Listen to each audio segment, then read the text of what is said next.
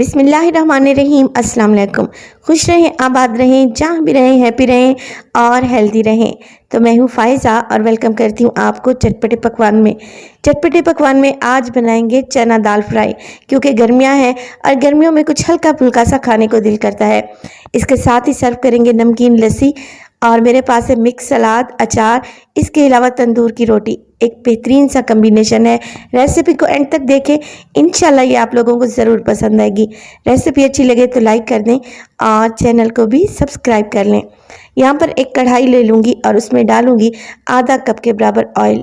Oil में शामिल करेंगे दालचीनी के 2 छोटे छोटे से टुकड़े, इसके अलावा 4 से 5 अदद लौंग। हाफ टी स्पून में इसमें शामिल करूँगी मेरे पास है सफ़ेद ज़ीरा। गरम मसाले ऑयल में डालें और 20 से 30 सेकंड के लिए इनको हल्का सा फ्राई कर लें, ताकि ऑयल में इनकी अच्छी सी खुशबू आ जाए। इसके बाद इसमें शामिल कर दें एक मीडियम साइज़ का प्याज, स्लाइस करके डाल दिया। गरम मसालों को जब आप फ्राई करेंगे प्याज के साथ, तो इतनी अच्छी सी खुशबू आएगी कि आपके पूरे किचन में फैल जाएगी और दाल का जायका भी बढ़ जाएगा इंशाल्लाह। तो यहाँ पर देखिए प्याज को हल्का सा गुलाबी कलर आने तक मैं फ्राई कर लूँगी, इससे ज़्यादा कलर नहीं देंगे। और इस स्टेज पर इसमें डाल देंगे 1 टेबलस्पून अदरक और लहसुन का पेस्ट। फ्रेश डालेंगे तो जायका बहुत ही बेहतरीन बनेगा दाल का। यहाँ पर अदरक लहसुन के पेस्ट को मैं फ्राई करूँगी 1 मिनट के लिए, ताकि इसकी कच्ची स्मेल निकल जाए और भुनी हुई बेहतरीन सी खुशबू आने लगे। जैसे ही यहाँ पर अदरक लहसुन का पेस्ट भुन जाएगा, 2 टमाटर मिक्सी जार में डालकर मैंने पेस्ट बना लिए थे। आप चाहें तो टमाटर को चॉप करके भी डाल सकते हैं, मगर टमाटर का छिलका मुंह में आता है जो कि बिल्कुल भी अच्छा नहीं लगता, इसलिए मैंने इनको बिल्कुल बारीक सा पेस्ट बना लिया है। अब यहाँ पर टमाटर मैंने डाल दिए हैं, साथ के साथ डालेंगे मसाले। मसालों में डालूंगी हाफ टेबल स्पून नमक, 1 टीस्पून इसमें डालूंगी हल्दी, 1 टेबलस्पून इसमें डालूंगी धनिया पाउडर और 1 टेबलस्पून ही इसमें शामिल कर दूंगी मैं कश्मीरी लाल मिर्च। इससे दाल का कलर बहुत ही खूबसूरत आएगा। बस जी, यहाँ पर सारे मसाले मैं डाल चुकी हूँ। अब हमने करनी है मसाले की भुनाई। यहाँ पर जो हमने टमाटर डाले हैं उसमें मैंने थोड़ा सा पानी डाला था और पेस्ट बना लिया था।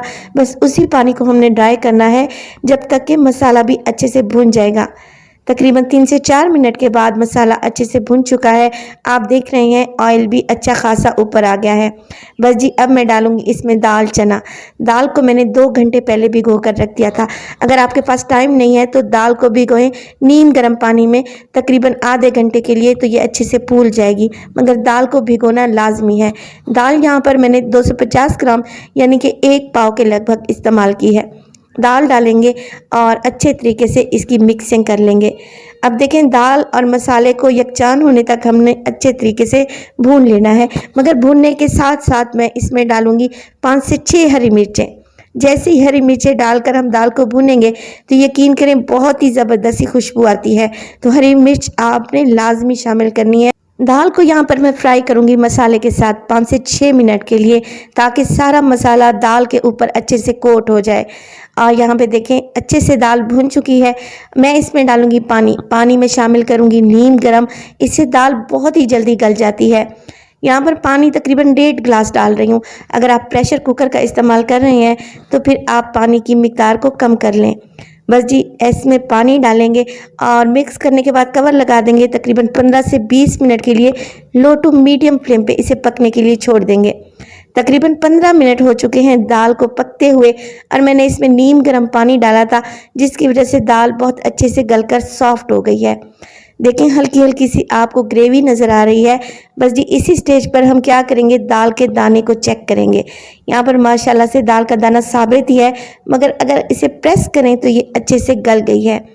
फ्लेम को ऑफ कर दें और इस पर डालें 1 चुटकी के बराबर कसूरी मेथी, इसके अलावा 1 चुटकी ही गरम मसाला पिसा हुआ, और इसमें डालें फ्रेश हरा धनिया। यकीन करें ये दाल इतनी मज़े की है कि ढाबा और होटल वाली दाल से 100 टाइम बेटर है।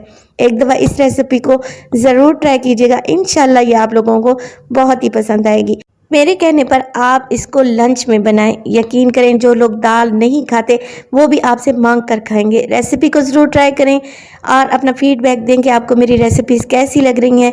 रेसिपी अच्छी लगे तो लाइक कर दें और चटपटे पकवान को सब्सक्राइब कर लें और अपनी फैमिली और फ्रेंड्स में भी शेयर किया करें। तो अपना बहुत सारा ख्याल रखिएगा। फ़ाइज़ा को दीजिए इजाज़त। टिल देन, अल्लाह निगहबान।